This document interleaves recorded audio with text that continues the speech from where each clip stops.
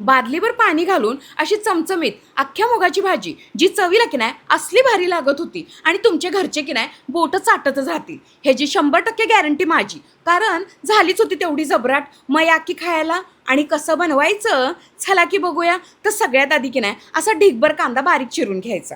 आता फोडणीसाठी की नाही एका कढईमध्ये तेल तापल्यानंतर टप्प्याटप्प्यानं आधी जिरं घाला, नंतर असा ढिगभर चिरलेला कांदा तो घालायचं आणि असं परतून घ्यायचं.